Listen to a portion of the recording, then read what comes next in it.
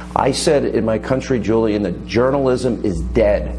I said it in 2008 because I was investigating Barack Obama and his backgrounds and his associations and his career and his lack of knowledge and his radical belief system.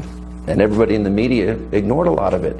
So my question to you then is, now knowing what WikiLeaks revealed about the Podesta emails, on Clinton corruption, on pay-to-play, on Bernie Sanders being cheated, all of this is revealed. Not a lot of it was covered. So what does that say to the American people about media coverage in America? Dishonest? It's very dishonest.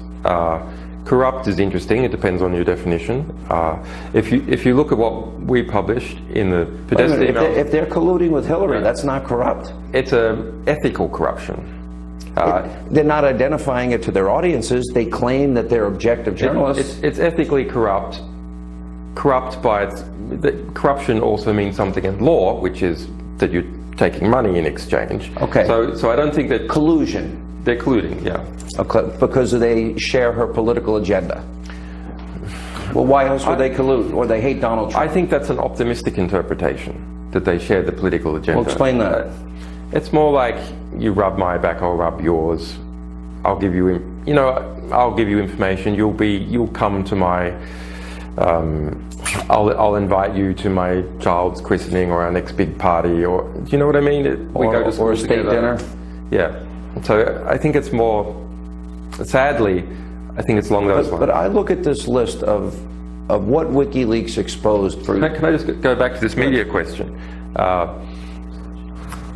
What is the line now in the New York Times, MSNBC?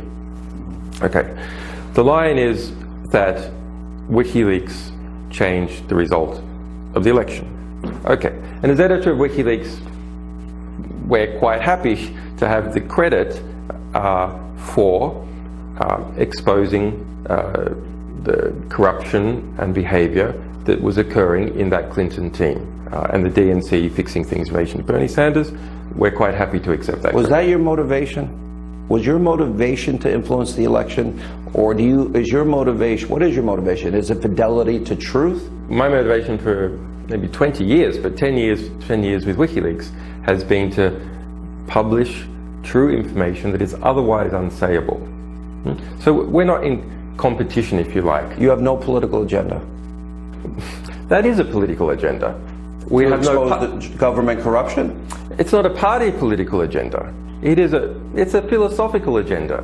We believe that the best type of government comes from a government that is scrutinized by the people when they have true information about how government and major corporations and other power actors in society actually behave. Let me ask this. As a conservative, one of the things that shocked me about the revelations with WikiLeaks in this election cycle, it drove me crazy for years.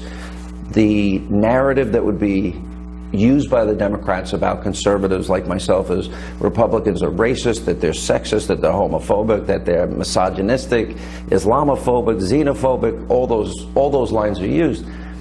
And what was fascinating, and not many people wanted to pay attention to it, and I think that's because of the media collusion, is they were exposed as using racial language, being anti-Semitic, homophobic, which led to, on the eve of the Democratic convention, Debbie Wasserman Schultz being fired. That to me was the type of thing that you sort of like open a window and things are not often the way they appear. Is this now a new reality going forward in terms of, if the media is not going to do their job, there are going to be more WikiLeaks in the future? Well, I certainly hope so. And